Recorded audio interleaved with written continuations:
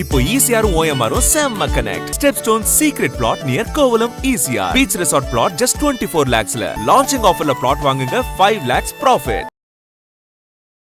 இந்த அரசுகள்ல என்னென்ன ஊழல்லாம் நடந்துச்சு அப்படின்ற மாதிரி எக்ஸ்போஸ் பண்ணா இன்னும் நல்லா இருக்கும். இல்ல இதுல எக்ஸ்போஸ் பண்றது அப்படின்றது வந்து ரொம்ப லாங் ப்ராசஸ். ஒரு டிபார்ட்மெண்ட் வைஸ் டிபார்ட்மெண்டா இந்த கான்ட்ராக்ட்ல ஊழல் அப்படின்ற எங்க நடக்கும் பெரும்பாலும் அப்படின்னா டாஸ்மாக் 10 ரூபாய்ன்னு சொல்றதுமே வந்து ஊழல் ஊழல்னு சொல்றாங்க. இதுல வந்து நேரடியாக இது அமைச்சர்களுக்கு போச்சு. இந்த அமௌண்ட் இந்த 10 ரூபாயில சொல்றேன். இந்த ஊழலை வந்து தாவேக்கா வந்து ஒழிக்கிற இடத்துக்கு வந்துட்டாங்களான்றத நம்ம எடுத்துக்கலாம். நீங்க ஒழிக்க முடியாது. இன்று வரையும் வந்து 10 ரூபாய்லாம் வாங்கல எங்கேயும் நிறுத்த கிடையாது. நிறுத்த முடியுமான்னு கேட்டா அந்த ஒட்டுமொத்த சிஸ்டத்தையும் புரட்டி போடணும். நீங்க எதுக்குமே சொல்யூஷனே சொல்ல மாட்டேன், ஆனா நீ வந்து இதை பண்ணணும் அப்படின்றப்போ அதனாலதான் இன்னைக்கு அவங்க எல்லாம் கொந்தளிக்கிறாங்க. டாஸ்மாகே வந்து பழைய மாதிரி இப்ப பிரைவேடைசேஷன் ஆக்கலான்றாங்க. அப்பயாச்சும் இந்த பிரச்சனை தீர வாய்ப்பு. நீங்க பிரைவேடைசேஷன் ஏன் கவர்மெண்ட்டை கையெடுத்துச்சுன்றது தெரிஞ்சுன்னா நீங்க பிரைவேட் ஆக்க மாட்டீங்க. இப்போ வந்து அரசு அங்கீகரிக்கப்பட்ட பட்டியல் இருக்கு. அரசாங்கத்திடம் வந்து இந்தந்த மதுபானங்கள் தான் விற்பனை பண்ணணும்னு ஒரு பட்டியல் இருக்கு. இப்போ பிரைவேட்ல கொடுக்குறப்ப செக்ஸ் இல்ல, செக்ஸ் அண்ட் பேலன்சஸ் இல்ல, என்னென்ன விற்கலான்றது கிடையாது, எவ்வளவு விற்கலான்றது கிடையாது. அப்போ இந்த செக்ஸ் அண்ட் பேலன்சஸ் இல்ல அப்படின்றப்போ அதிகமான போலி மதுபானங்கள் வரும். அதோட குவாலிட்டி தரம் வந்து கேள்விக்குள்ளாகும். எல்லா மதுபானங்களும் செக் பண்ண முடியாது. என்ன வேணும் ஸ்கூலுக்கு எல்லாமே இங்க இருக்கு. Super Saravana stores, Chennai, Madurai, Kovai.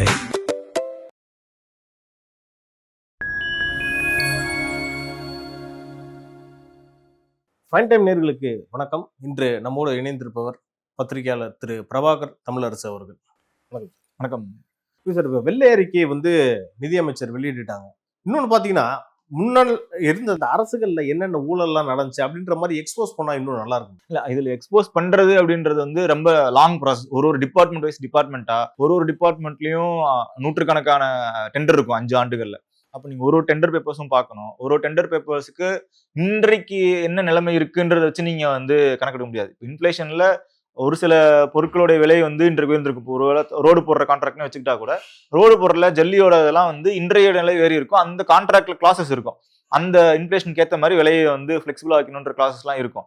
அது நீங்க அதை வந்து இன்றைய நிலையில வச்சு பார்க்கணும். இன்னும் நிலையில வச்சு பார்க்கறப்ப கம்மியா கொடுத்துருக்காங்கன்ற மாதிரி இருக்கும். அதே போல சில பொருட்களுக்கு வந்து விலை குறையும். அப்ப இன்னைக்கு விலை குறைஞ்சிருக்கு, அன்னைக்கு வந்து விலை ஜாஸ்தியா கொடுத்துருக்கீங்கன்னு சொல்லி இன்னையில இருந்து எடுக்க முடியாது. ஒண்ணு. ரெண்டாவது, இந்த கான்ட்ராக்ட்ல ஊழல் அப்படின்ற எங்க நடக்கும் பெரும்பாலும் அப்படின்னா, ஒரு உதாரணத்துக்கு சொல்றேன். ஒரு 100 கோடி ப்ராஜெக்ட் இருக்கு அப்படின்னா, அந்த 100 கோடி ப்ராஜெக்ட்டுக்கு வந்து 100 கோடிக்கு டெண்டர் கொடுத்துருப்பாங்க. அதுல வந்து ஆனா அதுக்கு செலவிட்ட தொகை, அதுக்கு தேவையான தொகை 80 கோடி தான் ஆயிருக்கும் அப்படின்ற மாதிரி இருக்கும். அதுல ஒரு 20 கோடிகள் வந்து ஊழல் நடந்திருக்கு. அதை வந்து டெண்டர் எடுத்தவங்க வந்து அமைச்சர்களுக்கோ அல்லது கட்சிக்கோ அல்லது இடையில கிட்டத்தட்ட செந்தில் பாலாஜி கேஸ் மாதிரி ஏறத்தால அப்படின்னு அந்த மாதிரியான ஒரு அனுமானத்துக்கு வர முடியும். ஆனா அது அறுதிட்டு எப்படி போச்சுன்றது நீங்க வந்து இது இந்த அமௌண்ட் தான் ஊழல், ஆனா அது யாருக்கு போச்சுன்னு நம்ம சொல்ல முடியாது, அறுதிட்டு சொல்ல முடியாது. அந்த துறையில் நடந்திருக்குன்னு சொல்ல முடியும். அப்போ அது வந்து ஒரு பெரிய லாங் ப்ராசஸ். இதை வந்து ஒரு எடுத்தோம் கவுத்தோம் இது இப்படிதான் நடந்தது பிளாக் அண்ட் ஒயிட் அதை வந்து அவ்வளவு ஈஸியா சொல்லிட முடியாது. இப்ப டாஸ்மாக் 10 ரூபாய்ன்னு சொல்றதுமே வந்து ஊழல் ஊழல்னு சொல்றாங்க. ஆனா அதுவுமே வந்து அறுதிட்டு நீங்க சொல்லிட முடியாது. 10 ரூபாயில வந்து ஒரு பாட்டிலுக்கு 10 ரூபான்றப்போ அதுல இன்னும் நிறைய ஃபேக்டர்ஸ் உள்ள இன்வால்வ் ஆகுது. ஏன்னா நீங்க அந்த கடைக்கு வர்ற பாட்டில்ல ஒரு 50 கேஸ் 100 கேஸ் வருதுன்னா அதுல ஒரு கேஸ் டேமேஜ் ஆச்சுன்னா அந்த கேஸுக்கான டேமேஜ் ஆன பொருள் அந்த காஸ்ட் எல்லாம் வந்து அந்த கடை யார் நிர்வகிக்கிறாங்க அவங்க தான் பேர் பண்ணிக்கணும். அப்போ அது போக அந்த இபிக்குன்னு ஒரு டாரிஃப் வந்து ஃபிக்ஸ் பண்ணிருப்பாங்க. ஒரு கடைக்கான வாடகை இவ்வளவுதான், அந்த கடைக்கான மின்சார கட்டணம் இவ்வளவுதான் நாங்க செலுத்துவோம் அப்படின்னு இவங்களே ஒரு ஸ்லாப் வச்சிருப்பாங்க. அது எக்ஸீட் அவங்க தான் பார்த்து, அது எக்ஸீட் ஆச்சுன்னா அந்த கடைக்கு தான் பொறுப்பு வரும். அது போக நீங்க ஒரு படிநிலைகளுக்கும் வந்து பல இடங்கள்ல வந்து காசு கொடுக்க இந்த இபி சார் இந்த மாதிரியான செலவினங்களே நிறைய இருக்கும். அப்போ இதெல்லாமே வந்து கவர்மெண்டே முதல்ல இது வந்து ஒரு நகர்பகுதிக்கு ஒரு டாரிஃப், அடுத்து நகராட்சிக்கு ஒரு டாரிஃப், பேரூராட்சிக்கு ஒரு டாரிஃப், ஊராட்சிக்கு ஒரு டாரிஃப்னு வச்சிருக்காங்க. அப்ப கடை எந்த பகுதியில் அமைஞ்சிருக்கோ அதுக்கேற்ற மாதிரி டாரிஃப் இருக்கும். அதுக்கு ஏற்ற மாதிரி என்னெல்லாம் மாறுதோ அதெல்லாமே வந்து அந்த கடையில் இருக்கவங்க தான் பேர் பண்ணிக்கணும். இன்னொன்று, இந்த கடையில் இருக்கவங்களோட தொழிலாளர்கள் இருக்காங்களா அவங்க வந்து பெர்மனன்ட் எம்ப்ளாயிஸ் கிடையாது. பெரும்பாலான கான்ட்ராக்ட் 11,500 ரூபா 11,000 ரூபா சம்பளம் ஏறத்தால அவங்கலாம் 7,500 ரூபா 6,000 ரூபா சம்பளத்துக்குலாம் உள்ள வந்திருப்பாங்க. பல ஆண்டுகளுக்கு பிறகு இப்பதான் 11,500 சம்பளம் வந்திருக்கும். இன்னைக்கு கூட போராட்டம் பண்ணிட்டு இன்னைக்கு கூட போராட்டம் அறிவிச்சிருந்திருக்காங்க. அப்போ இதுல வந்து நேரடியாக இது அமைச்சர்களுக்கு போச்சு. இந்த அமௌண்ட் இந்த 10 ரூபால சொல்றேன் உதாரணத்துக்கு அமைச்சர்களுக்கு போச்சு, இல்ல நேரடியாக ஒரு அதிகாரி இதை வாங்கினாரு அப்படின்னு அறுதிட்டு சொல்ல முடியாது. அதுல ஒரு ஷேர் போயிருக்க கூடும், நமக்கு தெரியாது. பட் ஆனா அதை வந்து டைசெக்ட் பண்றது கஷ்டம். ஏன்னா அது கேஷ் ஃப்ளோல நடக்கிறது. இது டைசெக்ட் பண்றது கஷ்டம். அந்த 10 ரூபான்றதான் நம்மளால இதை வைக்க முடியுமே ஒழிய அந்த 10 ரூபா இன்டூ இவ்வளவு பாட்டில் வித்துச்சு, அப்ப அந்த அவ்வளவு கோடிகளும் வந்து ஒருவருக்கு போச்சு அப்படின்னு நம்மளால அறுதிட்டு சொல்ல முடியாது. ஓகே சார், கடந்த ஆட்சியிலே கூட இந்த 10 ரூபா அப்படின்ற ஒரு விஷயம் தான் வந்து ரொம்ப ஒரு எக்ஸ்போஸ் ஆச்சு, பல விஷயத்துல பேசவும் பட்டுச்சு. ஆனா இது வந்து டைரக்டா டாஸ்மாக் ஊழியர்களை போய் அது வந்து பெருசா அஃபெக்ட் பண்ணல.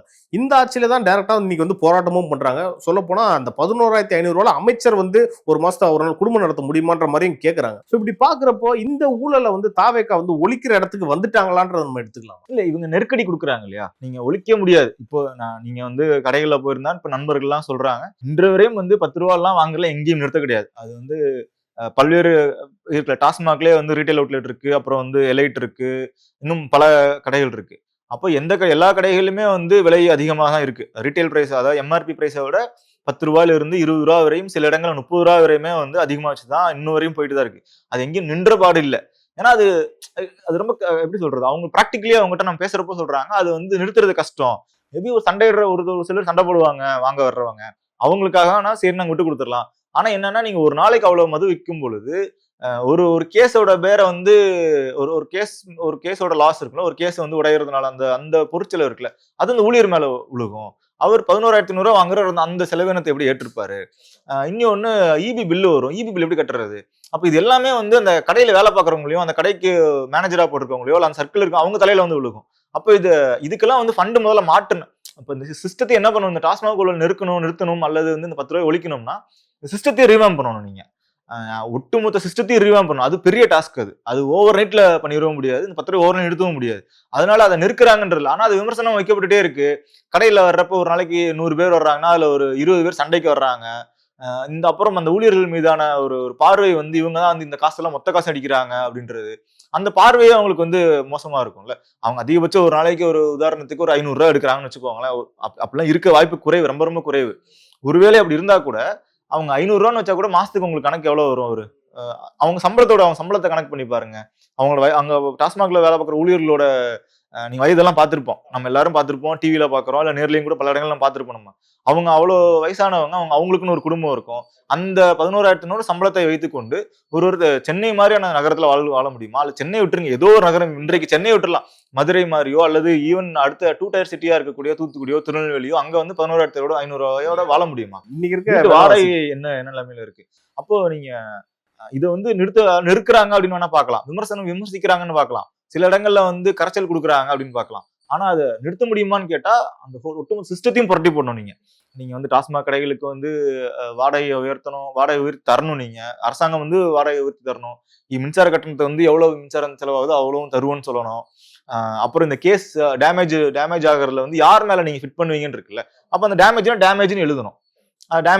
அது வந்து டேமேஜ் கணக்கு தான். அது வந்து கடை மீதோ அல்லது வாகனங்கள் மீதோ, அந்த வண்டி ஏத்திட்டு வருவாங்கல்ல, அந்த வாகனங்கள் மீதோ எடுக்கப்படாது.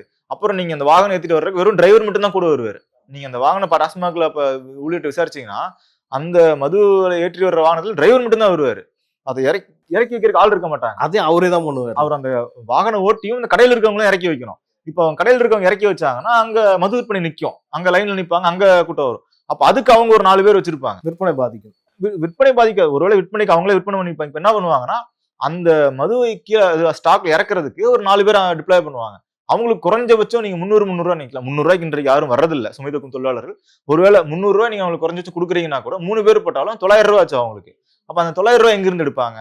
இதுக்கு டாஸ்மாக் ஏதாவது வந்து வழி வச்சிருக்கா கேட்டா இல்ல. இப்ப எதுக்குமே சொல்யூஷனே சொல்ல மாட்டேன், ஆனா நீ வந்து இதை பண்ணணும் அப்படின்றப்போ அதனாலதான் இன்னைக்கு அவங்க எல்லாம் கொந்தளிக்கிறாங்க. இப்ப இந்த செலவினங்கள்லாம் இருக்குல்ல, அப்போ ஒரு சிலர் வந்து கொடுக்க மாட்டேன்றாங்க, ஒரு சிலர் சண்டை போடுறாங்க மது கடையில, சிலர் வந்து அந்த ஊழியர்கள்ட்ட வந்து அச்சுறுத்தல. இது அந்த ஊழியர்களுக்கான அச்சுறுத்தல்ல. எங்க சிஎம் வந்து சொல்லிட்டாரு, எங்க மினிஸ்டர்னு சொல்லிட்டாரு, நீங்க எப்படி இந்த காசு வாங்கலான்றப்போ அவங்க கேட்கற நியாயம், அவங்க சொல்ற நியாயம். ஆனா ஊழியர்கள் தரப்புல இருந்து பாக்குறப்போ இந்த செலவினங்கள்லாம் யார் ஏற்றிருப்பா? அப்போ இந்த ஒட்டுமொத்த சிஸ்டத்தையும் நீங்க வந்து திருப்பி போகணும். இதுல வந்து லஞ்சமே இல்லை அப்படின்லாம் இல்லை. இது வந்து அதிகாரிகளுக்கு ஒரு சொற்பமான பங்கோ அல்லது அடுத்தடுத்த நிலையில இருக்கவங்களுக்கு சொற்பமான பங்குகள் எல்லாம் போகுது, அதெல்லாம் மாற்றுக்கருத்து இல்லை. அதுல இல்லவே இல்லை. இது முழுக்க வந்து ஊழியர் நலன் சார்ந்து தான் இது இருக்கு. அது ஊழல் இருக்கான்னு கேட்டா அந்த பணத்துல வந்து சொற்பணங்கள் வந்து வெளியே போகுதான்னு கேட்டா எஸ் அப்கோர்ஸ் போகுது. ஆனா மொத்தமா நீங்க சரி பண்ணணும் அப்படின்னா நீங்க ஊழியர்களுக்கான சம்பளத்தை சரி பண்ணணும், இந்த லாக்ஸ் எல்லாத்தையும் கிளீக்ஸ் எல்லாத்தையும் நீங்க வந்து சரி பண்ணணும். இதை சரி பண்ணிட்டு ஊழியர்கள் ஏன் காசு வாங்க போறாங்க, அவங்க ஏன் வந்து அடுத்து இருக்க மேல் லெவல்ல இருக்கவங்களும் அந்த இதில் கொடுக்க போறாங்க? இல்லை சார், நீங்க சொல்றது ஒரு ஓகே தான் தெரியுது. ஆனா இப்ப இருக்க இந்த டாஸ்மாகே வந்து பழைய மாதிரி இப்ப பிரைவேடைசேஷன் ஆக்கலான்றாங்களே, அப்பயாச்சும் இந்த பிரச்சனை தீர வாய்ப்பு இருக்கா? நீங்க பிரைவேடைசேஷன் ஏன் கவர்மெண்ட்டை கையெடுத்துச்சுன்றது தெரிஞ்சுதான் நீங்க பிரைவேட் ஆக்க மாட்டீங்க. நீங்க பிரைவேட் ஆக்குறீங்க அப்படின்னா இப்போ வந்து அரசு அங்கீகரிக்கப்பட்ட பட்டியல் இருக்கு. அரசாங்கத்திடம் வந்து இந்தந்த மதுபானங்கள் தான் விற்பனை பண்ணணும்னு ஒரு பட்டியல் இருக்கு. இந்தந்த நிறுவனங்கள் இருந்து தான் வாங்கணுன்ற பட்டியல் இருக்கு. அப்கோர்ஸ் அதுல மாற்று கருத்து இருக்கு. ஏன்னா இவங்க வந்து ஒரு குறிப்பிட்ட நிறுவனங்களுக்கு மட்டும்தான் வந்து கவர்மெண்ட் பர்ச்சேஸ் பண்ணி சேல் பண்றாங்க. பல்வேறு நிறுவனங்கள் தமிழ்நாட்டுல விற்பனைக்காக வர்றாங்க. அதுல வந்து பிளேயர் செலவு பண்றது இல்ல. செலவு பண்றது இல்ல. இன்னொன்னு வந்து அதுலயுமே வந்து ஊழல் இருக்கு, கரப்ஷன் இருக்கு, அல்லது லஞ்சம் கேட்கறாங்க. அந்த நிறுவனங்கள்லாம் டாஸ்மாக்கு கொடுத்தெடுக்கணும், நான் எங்ககிட்ட நீ செல் பண்ணாலே நீ வந்து எனக்கு வந்து இவ்வளவு கொடுன்னு கேட்கறாங்க, இல்ல எம்ஆர்பி நீ அதிகமா போட்டுட்டு எனக்கு அதுல இருந்து பங்குதான்னு கேட்கறாங்கன்ற மாதிரியான குற்றச்சாட்டுகள் தான் இருக்கு. இது எங்கேயும் அறுதிட்டு இங்க நிரூபிக்கப்படல. அப்போ இந்த பிரச்சனையும் இருக்கு. இப்போ ஒருவேளை தனியாரிடம் கொடுக்கப்படுமானால் இப்ப இவங்க எல்லாம் வருவாங்க, இந்த பிரைவேட் பிளேயர்ஸ் மற்ற மாநிலங்கள்ல கிடைக்கிற மாதிரி, ஏன் ஈவன் காரைக்கால்லே வந்து வெரைட்டிஸ் நிறைய இருக்குன்னு சொல்றாங்க தமிழ்நாட்டை விட. அப்போ அந்த மதுபான நிறுவனங்கள் எல்லாமே, அந்த மதுபானங்கள் எல்லாமே தமிழ்நாட்டுல கிடைக்கும். அது போக போலி மதுபானங்கள் அதிகமா உள்ள வரும். இப்போ பிரைவேட்ல கொடுக்குறப்ப செக்ஸ் இல்ல, செக்ஸ் அண்ட் பேலன்சஸ் இல்ல, என்னென்ன விற்கலான்றது கிடையாது, எவ்வளவு விற்கலான்றது கிடையாது. அப்போ இந்த செக்ஸ் அண்ட் பேலன்சஸ் இல்ல அப்படின்றப்போ அதிகமான போலி மதுபானங்கள் வரும். அதோட குவாலிட்டி தரம் வந்து கேள்விக்குள்ளாகும். எல்லா மதுபானங்களும் செக் பண்ண முடியாது. நீங்க தமிழ்நாட்டுல வந்து மூடினது மட்டுமே 700 கடைகள் மூடியிருக்காங்கன்னு சொல்றாங்க.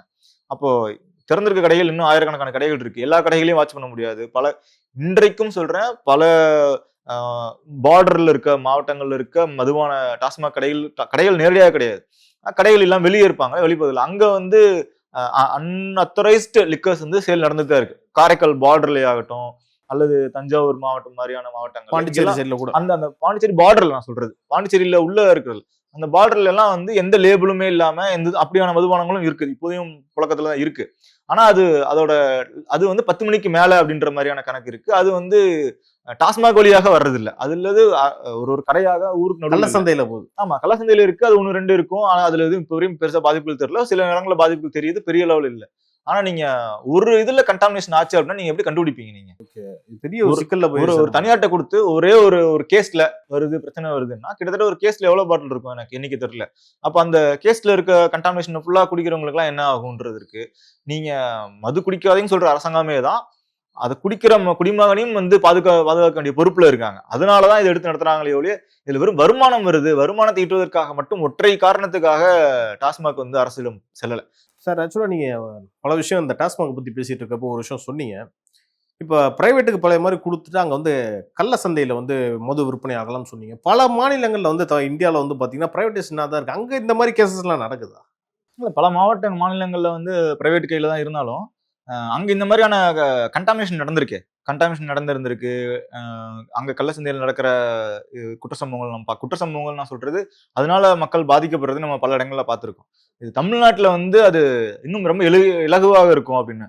நம்ம தமிழ்நாட்டுல தான் வந்து இத்தனைக்கும் டாஸ்மாக் இருந்தும் அதிகாரப்பூர்வமாக மது விற்பனை நடந்து கொண்டிருந்தாலும் கூட நம்ம வந்து கள்ளச்சாராய மரணம் நடந்தது. தொடர்ச்சியாக வந்து 2 ஆண்டுகள் 3 ஆண்டுகள் கிட்டத்தட்ட 60 பேர் கள்ளக்குறிச்சி அந்த பகுதியில் மட்டுமே இடத்துல 60 பேர். இப்ப அவங்களுக்குலாம் மது கிடைக்காம இருந்தாங்களா? அப்போ அஃபோர்டபுளா இல்ல அப்படின்ற ஒரு குற்றச்சாட்டா இருக்கு. அஃபோர்டபுளா இல்லாத நேரங்கள்ல அரசாங்கம்னால மது விற்பனை செஞ்சப்பவே வந்து நம்மளால வந்து கள்ளச்சாராயத்துக்கு வந்து பலி நடந்திருந்திருக்கு. அப்படி இருக்கப்போ தமிழ்நாடு கொஞ்சம் அதுல ஒரு ஃப்ரெஜைல் ஸ்டேட்டா தான் இருக்கு. அதனாலதான் ஒரு அச்சப்பட வேண்டியதா இருக்கு. பல விஷயங்கள் பேசுனீங்க, நேரத்துக்கும் நன்றி சார். நன்றி.